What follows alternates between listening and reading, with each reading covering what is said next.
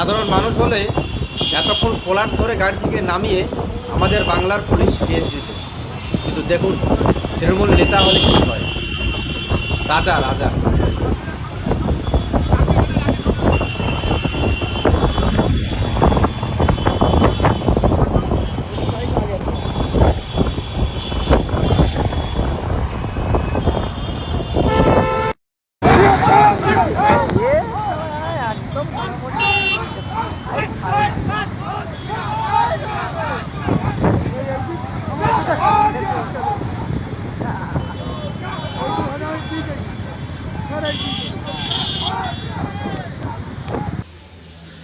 তো দর্শক, আপনারা দেখলেন ভিডিও।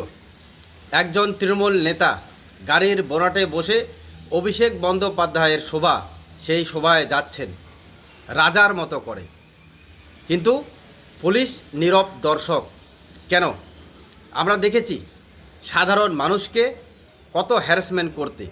সাধারণ মানুষের যদি একটু গরমিল হয়ে গেল পেপারে, অথবা হেলমেট নেই, শুধু বাড়ি থেকে বেরিয়েছে কিছু আনার জন্যে, সেখানেও রেহাই দেওয়া হয় না সাধারণ মানুষকে। কিন্তু একজন তৃণমূল নেতা রাজার মতো করে গাড়ির বোনাটে বসে চলে আসলেন কোথায়? বারুইপুরে, এবং এনার নাম হচ্ছে নূর গাজী। এবার ভাবুন, মমতা ব্যানার্জি একেই হুমায়ুন কবিরকে সাসপেন্ড করেই মহাবিপদে পড়ে গেছে, ইতিমধ্যে আমরা জানতে পেরে গেছি। এবং সব থেকে বড় এখন পথের কাটা হয়েছে এই হুমায়ুন কবির। তো আরেক দিকে এই নূর গাজী। তো কাজেই নূর গাজীকে আর হ্যারাসমেন্ট করা যাবে না, যার জন্যে নীরব দর্শক মমতা ব্যানার্জির পুলিশ। তিনি চলে আসলেন কোথায়? বারুইপুরে। কোথার থেকে আসলেন? তিনি আসলেন বাসন্তী থেকে, গাড়ির বোনাটে চেপে বাসন্তী থেকে ক্যানিং রাস্তা হয়ে, ক্যানিং রোড হয়ে বারুইপুরে পৌঁছে গেলেন। সেখানেই অভিষেক বন্দ্যোপাধ্যায়ের সভা, এবং ইনি হচ্ছেন তৃণমূল নেতা নূর গাজী, বাসন্তী পঞ্চায়েত সমিতির পূর্ত কর্মাধ্যক্ষ। ভাবুন, যেখানে সাধারণ মানুষকে একটুতেই কেস দিয়ে দেওয়া হচ্ছে, কোথাও সাধারণ ব্যবসায়ী স্কুটিতে করে হালকা কিছু মাল নিয়ে যাচ্ছেন, সেখানে তাকে ধরে 5,000 টাকা ফাইন দেওয়া হচ্ছে। কাকুতি মিনতির পরেও, গরিব ব্যবসায়ী বলার পরেও তাদেরকে এই আমাদের পশ্চিমবঙ্গের মমতা ব্যানার্জির পুলিশ ছাড় দিচ্ছেন না। কিন্তু সেইখানে আবার একজন তৃণমূল নেতা তিনি বাসন্তী থেকে পৌঁছে গেলেন বারুইপুরে। কোথায়? গাড়ির বোনাটে করে, রাজার হালে, রাজার মতো করে। অথচ পুলিশ নীরব দর্শক। এতটা রাস্তার মধ্যে কোথাও কি পুলিশ ছিল না? পুলিশে এদের সিকিউরিটি দিচ্ছে। ভাবুন এবার কি চলছে আমাদের রাজ্যে। আমরা এক সময় দেখেছি যে বামফ্রন্ট জামানায় এই পুলিশকেই দলদাস হিসেবে কাজ করতে, আবার সেই বামফ্রন্টকে হাঁটিয়ে আমরা নিয়ে আসলাম এই তৃণমূল সরকার, মা মাটি সরকার মমতা ব্যানার্জিকে। এবং মমতা ব্যানার্জির এই 15 বছরে রাজ্যের যে 15 গুণ নিচের দিকে চলে গেছে রাজ্যের শিক্ষা, স্বাস্থ্য, কর্মসংস্থান, সেটা আর জানার কারো বাকি নেই, সবাই জেনে গেছেন।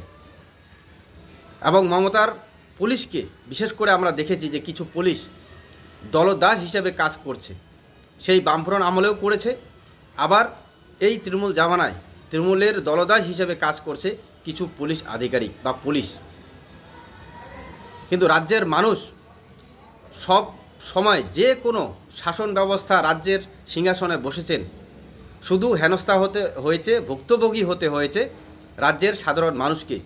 তো কাজে রাজ্যের মানুষ যেমন করে সেই বামফ্রন্টের নেতাদের এই ধরনের রাজকীয় ঘটনায় এবং অপশাসনের জন্য সেই বামফ্রন্টকে হাঁটিয়ে আমরা তৃণমূলকে এনেছি, ঠিক একই কারণে, ঠিক এইগুলি কারণেই আবার এই তৃণমূল জামানাকেও আমাদেরকে হাঁটাতে হবে।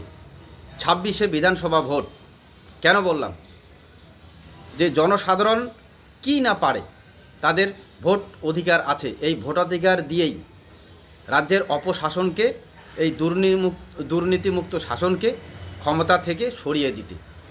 আপনারা যেমন বামফ্রন্ট আমলকে সরিয়ে দিয়েছেন, ঠিক তেমনই এই তৃণমূল জামানাকেও সরিয়ে দিতে হবে এবং সাধারণ জনগণের ট্যাক্সের টাকায় যে পুলিশ কর্মীদের বা সরকারি কর্মীদের বেতন হয়, এরা আবার সাধারণ মানুষকেই হেনস্থা করে।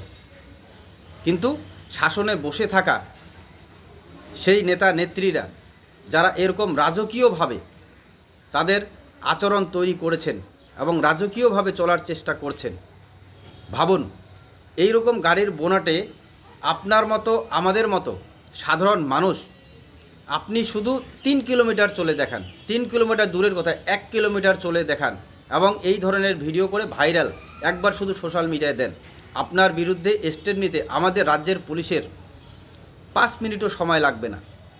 কিন্তু সেই জায়গায় পুলিশ সিকিউরিটি দিচ্ছে এবং একজন তৃণমূল নেতা, নাম আবার নূর গাজী, তিনি গাড়ির বোনাটে বসে সেই আপনার কি নাম ভুলে গেলাম, বাসন্তী থেকে ক্যানিং রোড হয়ে বারুইপুরে পৌঁছে গেলেন। তারপরেও প্রশাসনের কোনো হেলদোল নেই। এবার কি বলবেন? তো কাজে এর জবাব মমতা ব্যানার্জির সরকার তো দিচ্ছে না, মমতা ব্যানার্জির পুলিশ তো দিচ্ছে না, এর জবাব দিতে হবে সাধারণ মানুষকে তাদের ভোট অধিকার দিয়ে। তো কাজেই সজাগ থাকবেন, সচেতন থাকবেন, কারণ এক সময় সেই বামফ্রন্ট জামানাতেও আমরা কিন্তু এইভাবেই অতিষ্ঠ হয়েছিলাম, আবার নতুন করে তৃণমূল জামানায় অতিষ্ঠ হচ্ছি। ইতিমধ্যেই দেখা যাচ্ছে যে রাজ্যের একাধিক স্কুলে প্রায় এতটা ফি নেওয়া হচ্ছে ছাত্রদের কাছ থেকে, কোথাও পদ অবরোধ, কোথাও স্কুলে তালা লাগানো হচ্ছে, এত অপশাসন শুরু হয়ে গেছে, স্বাস্থ্য শিক্ষা সব জায়গায় দুর্নীতি হচ্ছে। তো কাজেই এই দুর্নীতি, এই অবিচার, এই অপশাসনের বিরুদ্ধে সাধারণ জনগণকেই আবার রুখে দাঁড়াতে হবে, যেমনটা ঠিক বামফ্রন্ট জামানায় 2011-তে রুখে দাঁড়িয়েছিলেন, ঠিক তেমনই আবার রুখে দাঁড়ানোর সময় এসে গেছে এই 2026। তো যাই হোক বন্ধুরা, আপনারাও পুরো প্রতিবেদন দেখলেন, আপনারাও আপনাদের ব্যক্তিগত মত অবশ্যই জানাবেন, সজাগ থাকবেন। ধন্যবাদ।